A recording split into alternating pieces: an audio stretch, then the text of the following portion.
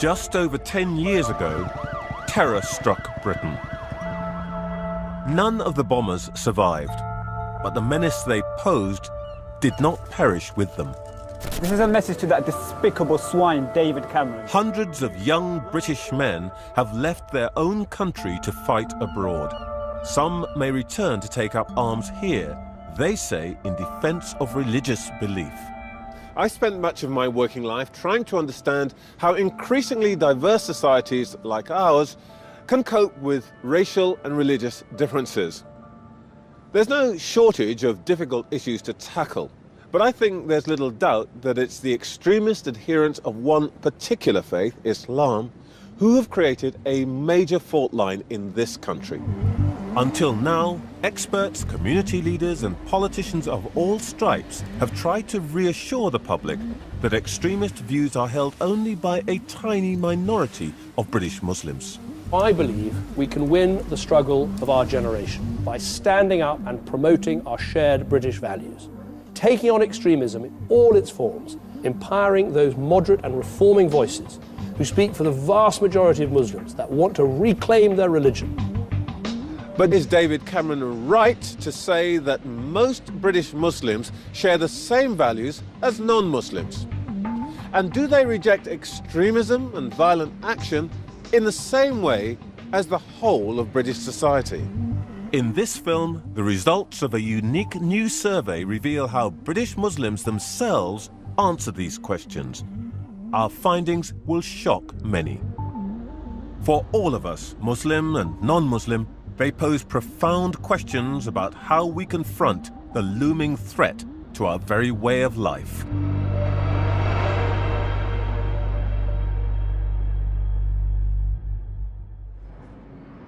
"20 years ago, I commissioned the report which first introduced the term Islamophobia to Britain. Today, there's no shortage of evidence that we were right to be worried about hostility to Muslims.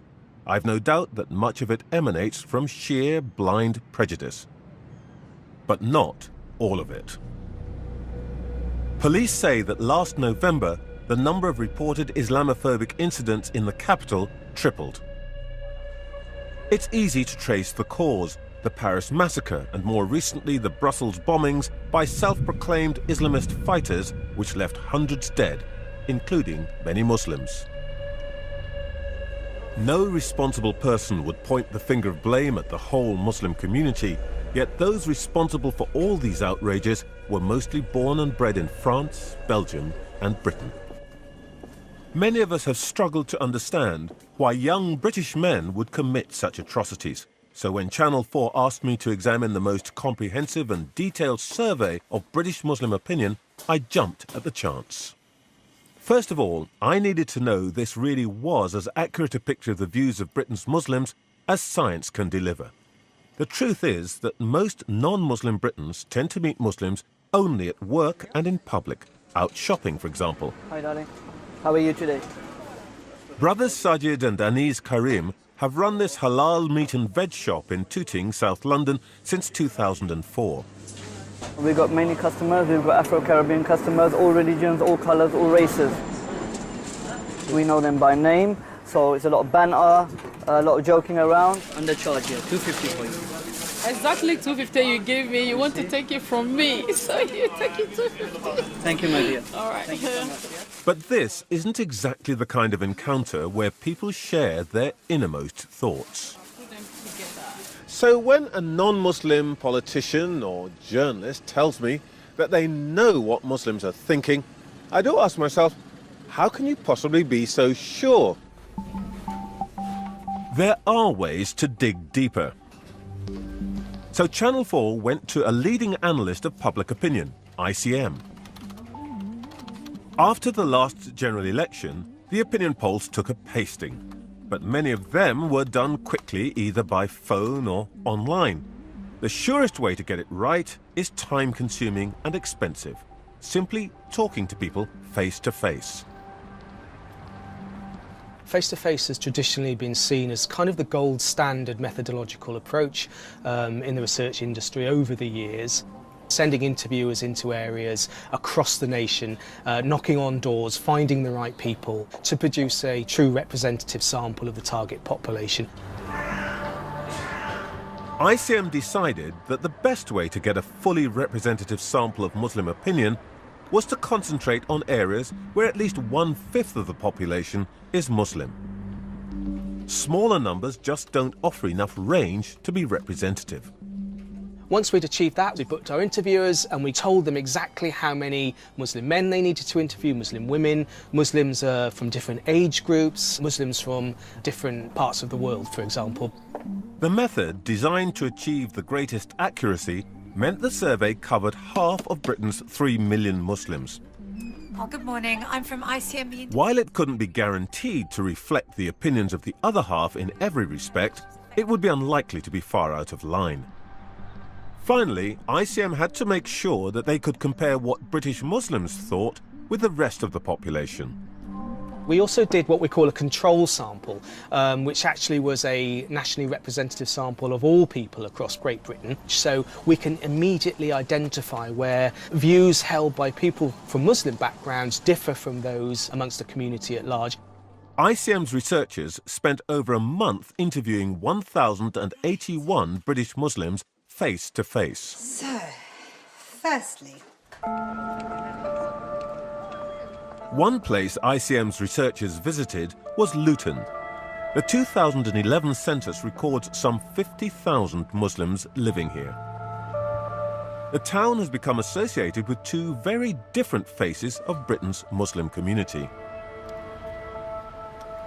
One is Nadia Hussain, the hugely popular winner of the Great British Bake Off.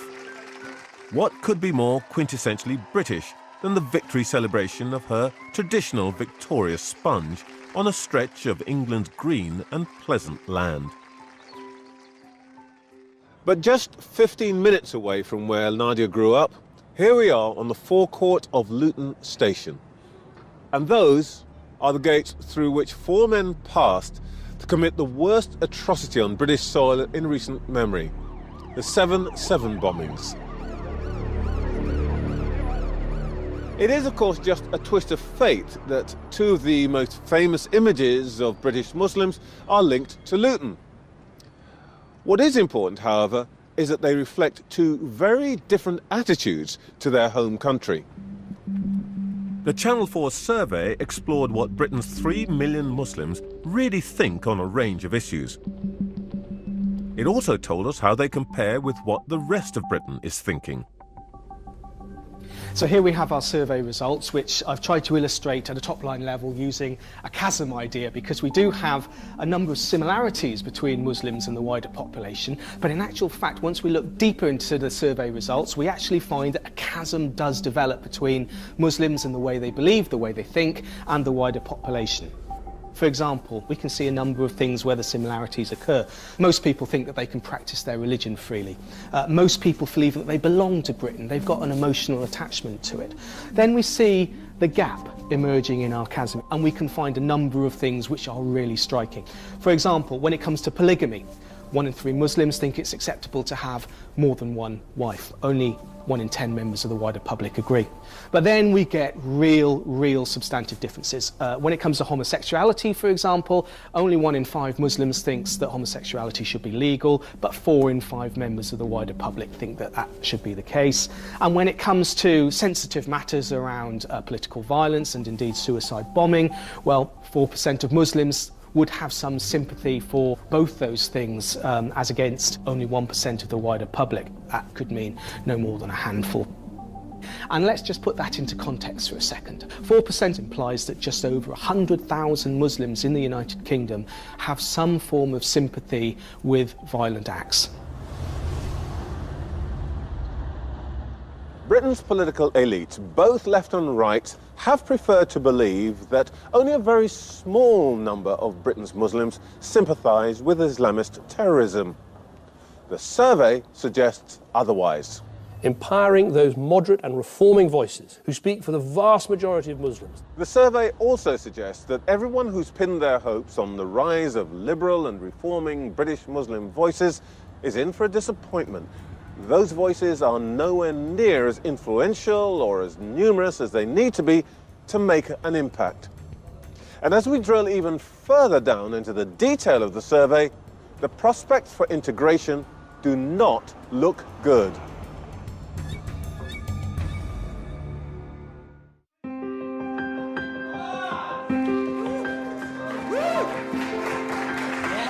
It's stand-up night at Leicester's Comedy Festival. Atif Nawaz is in full flow. So excited, Leicester. This is me. This is how the How are you excited? Yeah. You guys on this side of the room, you have a word, okay? And your word is As-salam. You guys on this side of the room, you also have a word. Your word is Alaikum. 1, 2, 3. As-salam. Alaikum. As-salam. Alaikum. As-salam. Congratulations, you've all just converted to Islam. You can collect your complimentary Qurans outside. My analysis of Channel 4's in-depth survey of British Muslim opinion begins with a figure that, on the surface, many will find encouraging. The great majority feel a sense of belonging to Britain and appreciate its freedoms. It's a privilege that we get to live in a country in the UK which lets us practice our belief. And I firmly take this as a privilege because we live in a country, the UK was traditionally a Christian country, wasn't it? And yet, here we are, Muslim people, we can go to the mosque, we can pray, we can dress the way we want to, do all the things that we want to do. We've got halal food pretty much everywhere in the UK now. How wonderful is that? What a time to be alive. Perhaps a little more surprisingly, most British Muslims tend to trust in the fairness of the authorities. When it comes to using public services, Muslims believe that they would be treated in exactly the same way as any other member of the British public when it comes to things like encounters with the police, with the courts, using health services. There's a mainstream Muslim majority who have the same values, the same attitudes, the same behaviours as the wider British public at large. So far, so good. But underneath these surface attitudes, the trends are far less encouraging for those who believe in integration. How often, if at all, have you mixed socially with people from non-Muslims? 56% of British Muslims surveyed do mix with non-Muslims on a daily basis outside their home. But away from work or college, there's a very different picture. 21% said they go to the home of a non-Muslim just once a year or less. The same figure, 21%, never go to the home of a non-Muslim.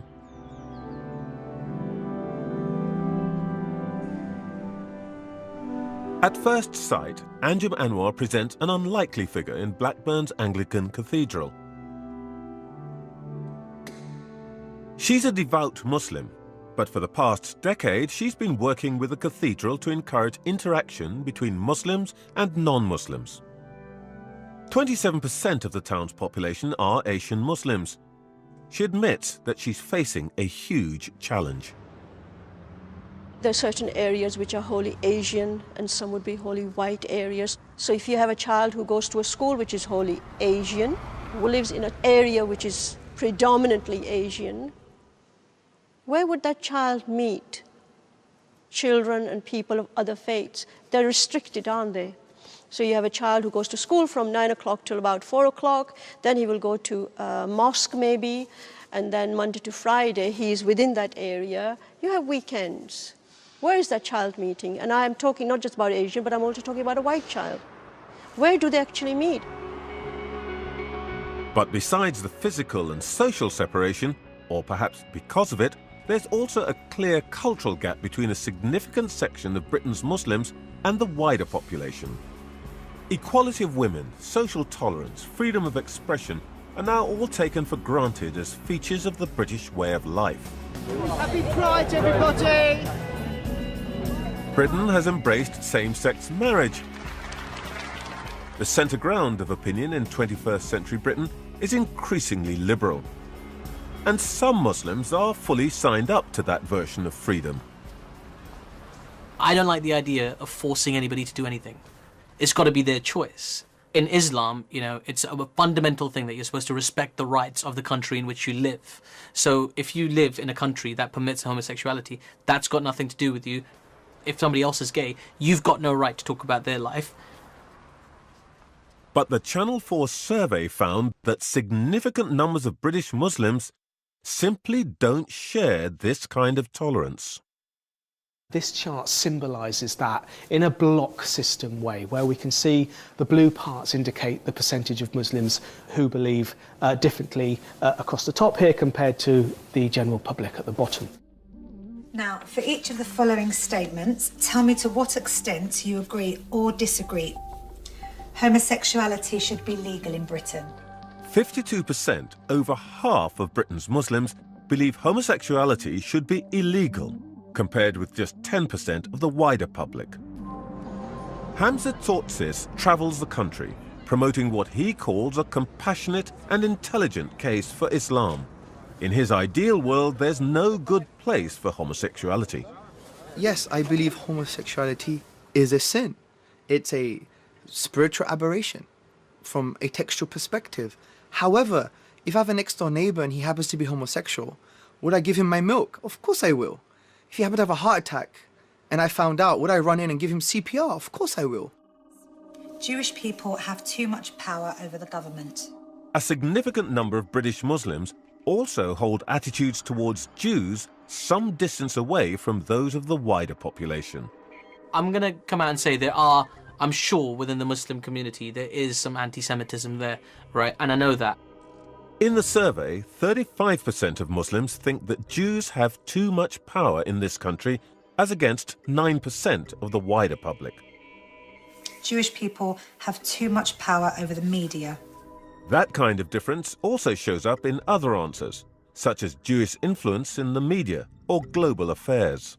I suspect a lot of it is Muslims incorrectly or erroneously conflating what's happening in Israel-Palestine with Jewish people who have nothing to do with Israel-Palestine or Zionism, right?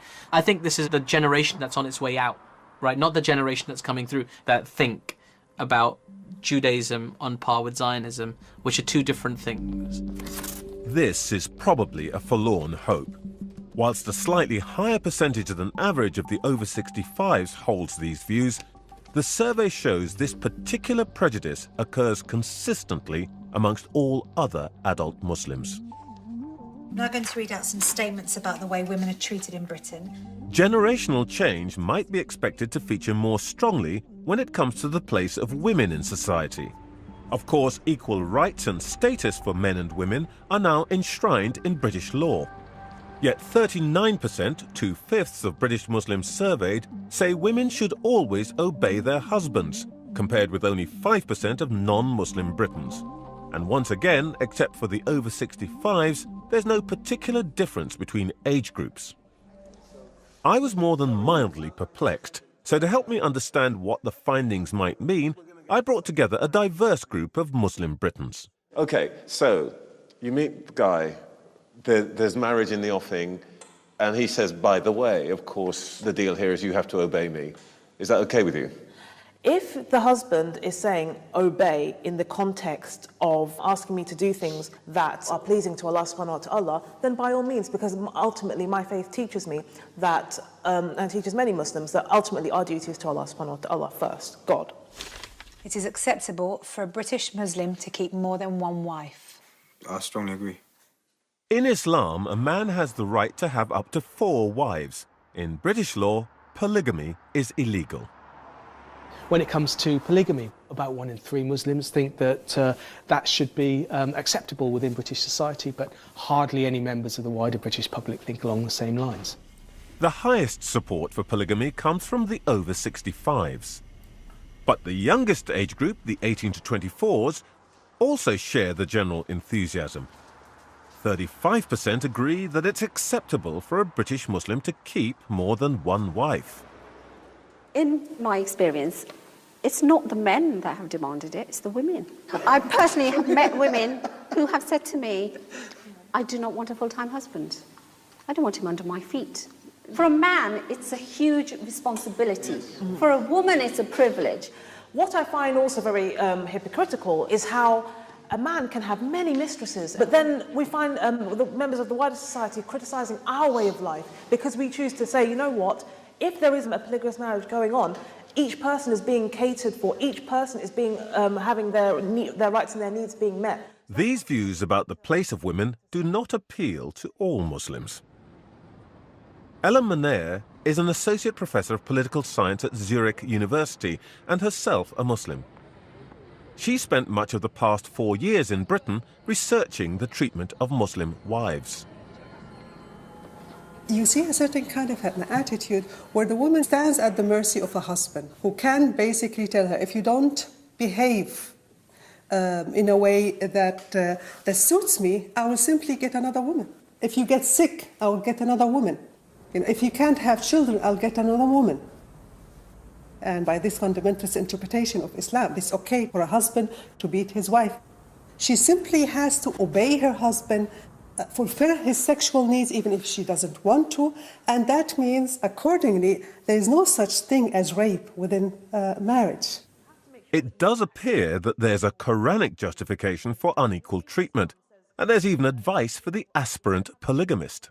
Secondly, you have to make sure that you are actually treating your wives in a fair way. And even Islam says that even within the Quran, if you have more than one wife, if you can't do justice to them, then don't have them at all. So you have to actually make sure that you are doing justice by them. There's a fundamental factor at work here. The clue is in the name, British Muslim. It's all about the religion. This is the church in North London where I was christened. I like to think that even today, what I learnt here guides my attitudes and behaviours. However, even amongst us Methodists, the Bible doesn't provide a guide as to what to do every single minute of every day. Down the road at the Finsbury Park Mosque, attitudes are very different. For the believers here, the Quran provides teachings and guidance for Muslims to follow in all aspects of their lives. It's a kind of rule book for day-to-day living. We can't be a person of faith for a particular day or time. It's with us 24 hours a day. It's all within a certain framework. That's as may be, but what if that framework collides with the values of wider society? Nowhere is this more sharply contested than when it comes to freedom of expression. I know that you white people will use me for security purposes. Fuck you! Speaker's Corner in Hyde Park, London. It's the living embodiment of freedom of speech.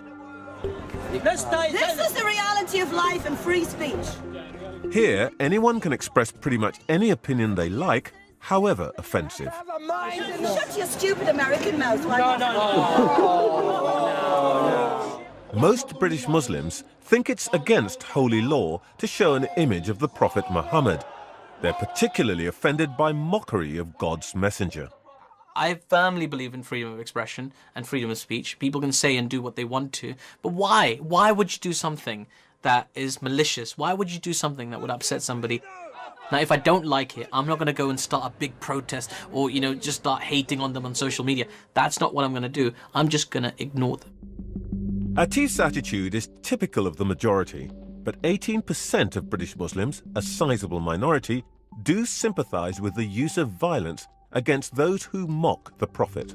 And in your opinion, should any publication have the right to publish pictures that make fun of the Prophet? No. 78% of British Muslims say publications should not have the right to show pictures of the Prophet. 87% say there should be no right to make fun of the Prophet. If you study freedom of speech, you see freedom of speech had objectives. Its objectives were truth, accountability, and justice. The minute you start to be vile and degrading, then you're going against the very objectives of freedom of speech. Liberal Muslims, like newspaper columnist Yasmin Alabai-Brown, have become a somewhat beleaguered minority within a minority. She's come to expect routine opposition to her views, and worse. Well, increasingly it comes from extremely intolerant Islam. The argument is always, you're not a Muslim. Don't call yourself a Muslim. You will go to hell. And then some really dangerous and horrible threats, which sometimes I've had to get police protection for. So why are the views and values of many British Muslims still so out of line with the rest of society? Well, part of the answer probably lies in their ancestral backgrounds. Pakistan and Bangladesh account for the majority. Many are from Africa, some from the Middle East. The kinds of attitudes revealed by our survey might seem outlandish here, but in many of those countries, they are completely unremarkable. And ironically, it's the newest technology that's reinforcing the oldest ways. Cheap flights carry hundreds of thousands of Muslims to visit relatives every year, and the internet and satellite television bring the ancestral attitudes into British front rooms every day. Please tell me whether you sympathise or condemn people who take part in stoning those who commit adultery. This might explain one striking finding.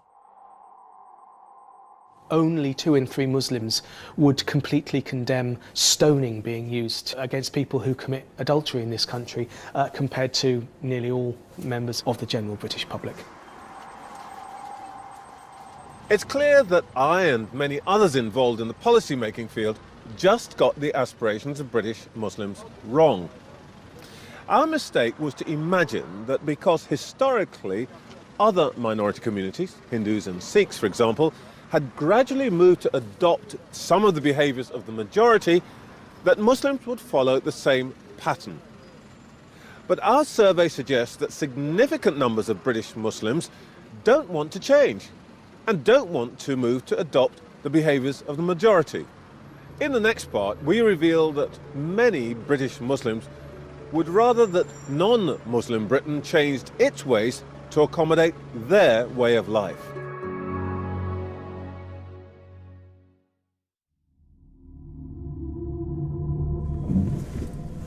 Anjum Anwar's mission in Blackburn is to improve dialogue between the faiths. But she considers herself governed by the Sharia, the body of Islamic law that regulates Muslims' lives. What I eat is according to my Sharia.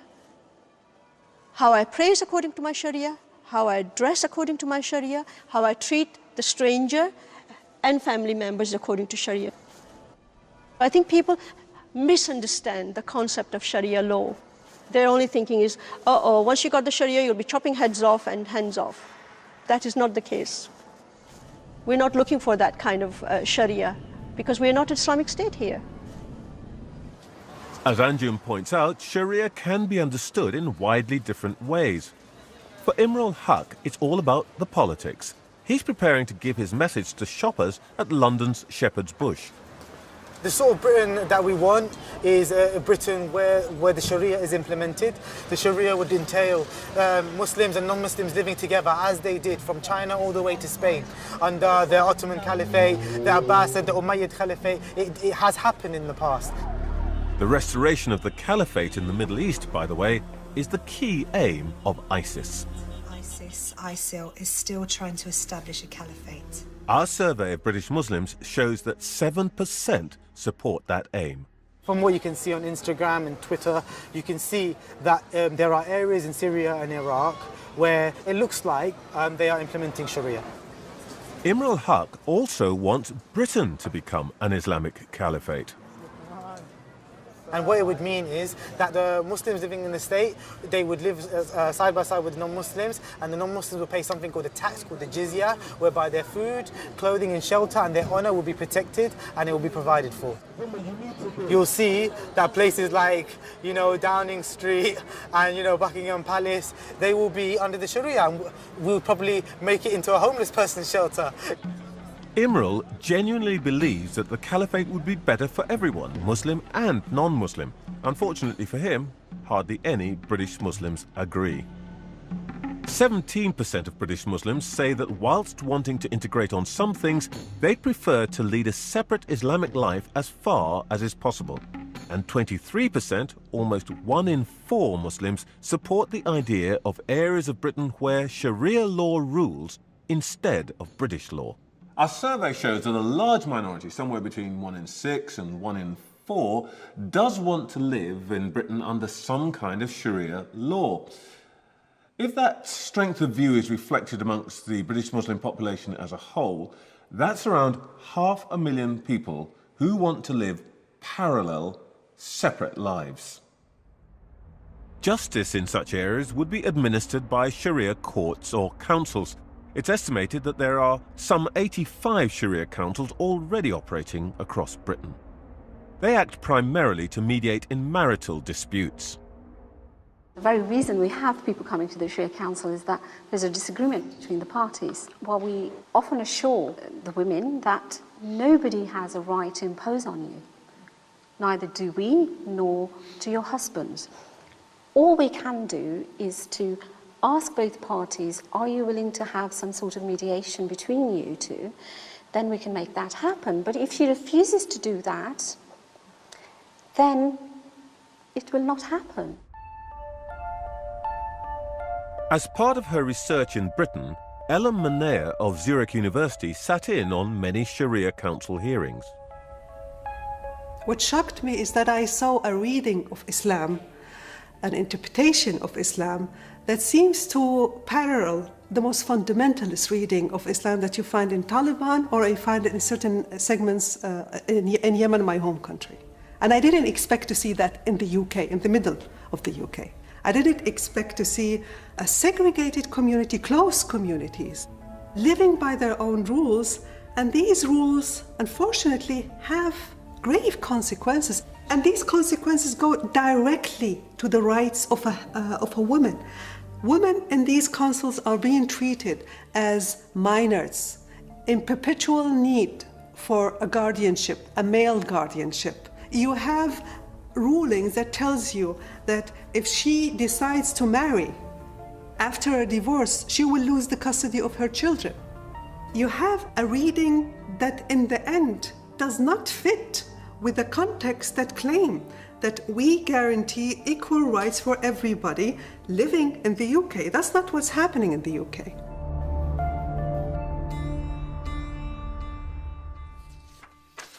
I'd now like you to imagine that you're preparing to send your children to school. The survey found another key area, education, where a large number of Muslims want to go their own way. 45% of British Muslims surveyed would prefer to send their child to a school with strong Muslim values. But allowing these separate values to dominate can backfire. That's what happened at Springfield School in Birmingham. Nashaba Hussain was its headmistress. The boys used to act as thought police. You know, they would go around and actually hit the girls on their heads if their heads weren't covered. I mean, I even had one 9-year-old boy say to me, "Why haven't you covered your head? It's only slags who don't cover their head."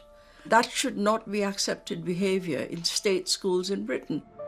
Settling disputes in Sharia courts, sending children to Islamic schools, campaigning for a caliphate.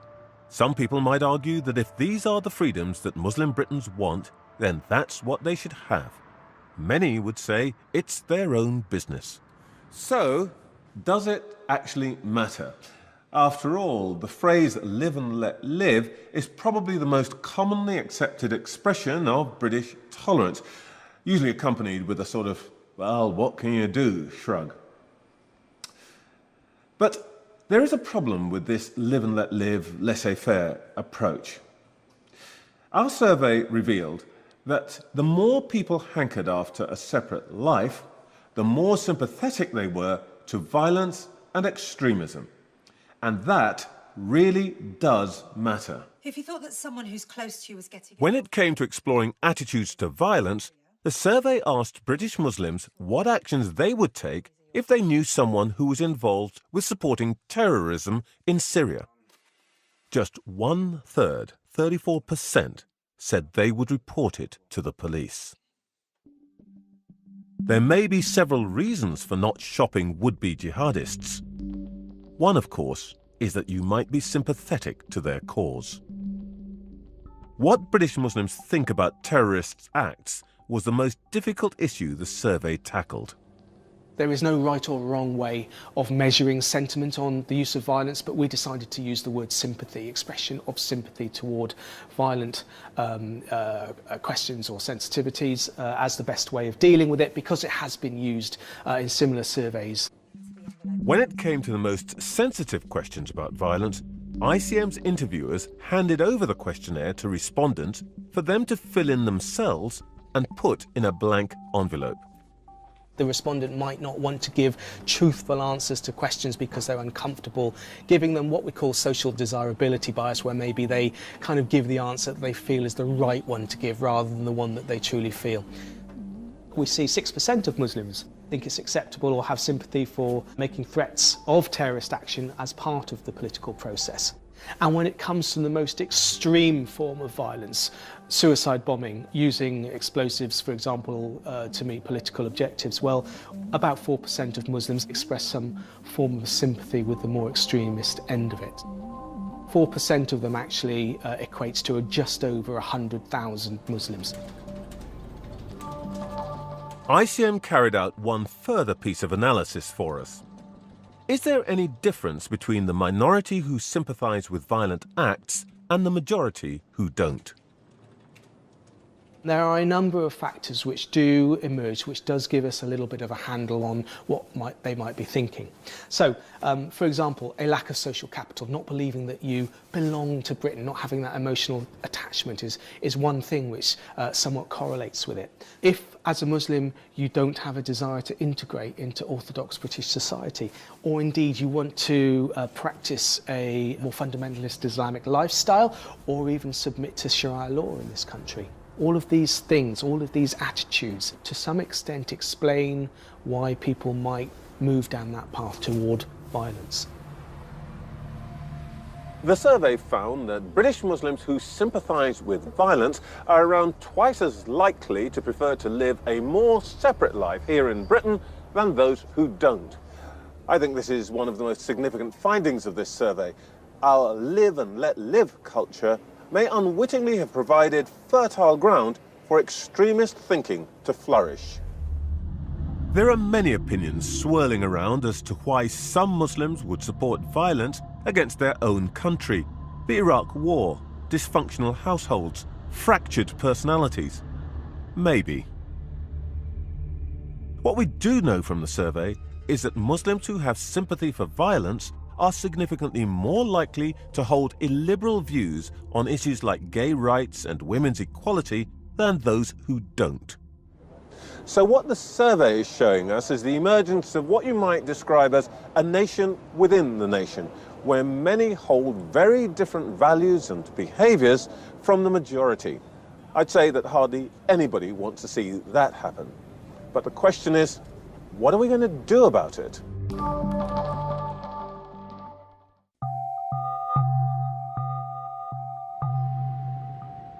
It's clear to me that we have to discourage the many Muslims who want to live a separate life according to values that are at odds with non-Muslim Britain. But that's not just a responsibility for government. To stand a chance of success, the whole of Britain may have to set aside the live and let live philosophy that's paved the way for separation, and reassert the liberal values that have served our society so well for so long. Some think we may already be too late. You know, we're a dying breed. In 10 years, there will be very few of us left, unless something really important is done. Yet the Liberals shouldn't give up hope.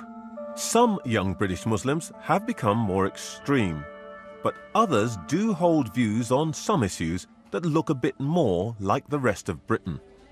Most noticeably, 28% of 18 to 24s said homosexuality should be legal, compared with just 2% of Muslims over 65. Increasingly, and this really interests me, I'm getting young Muslims writing to me who hate the lives they're living. They hate it. Some of them are gay. Some of them have been, men and women have been forced into marriages. Some of them are lost because they feel no affinity to anything or anybody because they've never been allowed to. You know, it's just this thing about being a Muslim, as one of them said to me, I am a Muslim, but I'm so much more than that. There are Muslims here in the UK, and there are a growing number who would effectively have no problem with LGBT, trans issues, etc. but who don't vocalise that publicly, because there is also a vocal element within Muslim communities that says liberalism is not really Islam. We have to admit that. Those of us who are not Muslim shouldn't be telling those who are how to live their lives or how to meet the needs of their faith. And nobody likes the old idea of assimilation, where people abandon their cultural identity in order to blend into some kind of mainstream. But that doesn't mean we do nothing. Many people, including me, believe that we can create a set of policies that promote integration, make clear that there are some things on which a society will not compromise, and which support liberal trends in all parts of society. We call it a policy of active integration. The Prime Minister has announced a number of measures to promote integration amongst British Muslims, like funding English lessons for Muslim women. There are also obligations that we should put on people who come to our country, and chief amongst them should be obligations to learn English, because then you can integrate, you can take advantage of the opportunities here, and you can help us to build the strong country that we want. Our survey suggests that David Cameron's on the right track, in spite of some criticism. But now, having heard what I've heard, it's hard not to conclude that, if anything, the Prime Minister's plans just don't go far enough. The evidence tells me that we need a much more muscular approach to integration. A top priority would be to stop the number of state schools segregated by ethnicity and religion from growing further. It's not an original proposal. So do we need to look at our educational system then? Are we saying that we should have a system where you have 50% Asian and 50% non-Asian? Because if you have just one monoculture, then sometimes if you're living in a monoculture as well as attending educational system, then it makes it difficult, doesn't it? I'm with Anjum Anwar. Prohibiting state schools from admitting more than 50% from any single ethnic minority would make a swift impact. Ofsted, behind me here, is the body responsible for inspecting schools and making sure they're well run. I used to work with them a lot when I was at the Equality Commissions. If anybody can make sure that schools are less segregated, then they can. But you can't make this kind of change happen just by issuing orders. What tends to work much more successfully these days is what people call the comply or explain approach to regulation. The comply or explain method has been used successfully in the financial sector. With schools, you'd first set a target mix with a 50% ceiling for any single ethnicity. Schools would have to comply, or they'd have to explain why they'd breached that ceiling. Finally, if schools consistently break the limit, then the regulator imposes special measures, like redrawing the catchment area to change the ethnic balance. This isn't just a theoretical plan. It's happened already with 2 schools in Oldham. One was almost entirely Asian, the other almost entirely white. They reflected the segregation in the town. The community of Oldham decided very bravely to come up with something innovative and to say, could they build some new schools where they would take people from both existing segregated communities. The Waterhead Academy was born, and in a deliberate act of integration, the 2 ethnically segregated schools merged and moved into a new building in 2012. The process was followed by social scientists from Oxford University, led by Professor Miles Houston. You can see that year on year, after the merger, you are increasing things that you'd like to increase, like judgments of liking, judgments of trust of the other group, and you show a really remarkable reduction in anxiety about interacting with members of the other group. The result? A small but noticeable increase in social mixing between Muslim and white children. Professor Houston is clear that this active integration is the way ahead. We see this kind of social intervention as an incredibly important way to build a bulwark against extremism. I go so far as to say that it's a beacon for the whole country. The principle shouldn't just apply to schools. Limits to the ethnic mix in social housing could promote integration. Local authorities could publish annual measures of residential segregation, so the most and least integrated part of the country can be identified.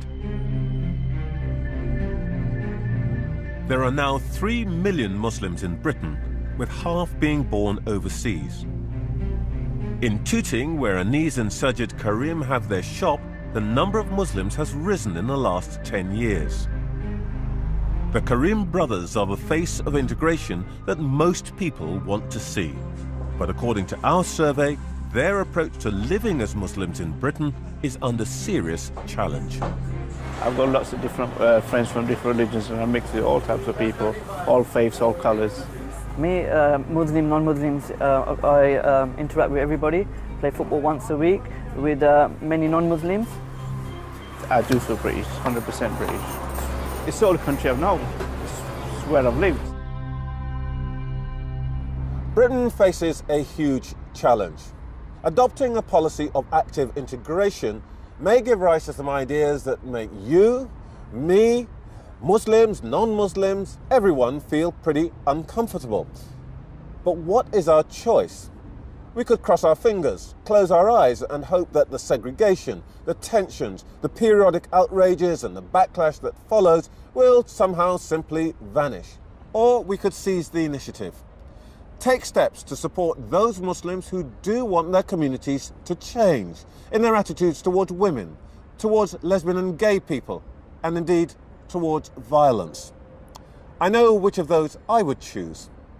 A policy of active integration must be the first step on the path towards those shared values that will come to define what it means to be British, for Muslims and non-Muslims alike.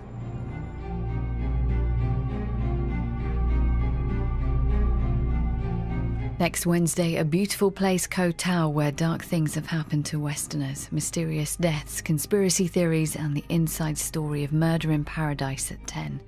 But next tonight, in Hostile Waters, The Island with Bear Grylls.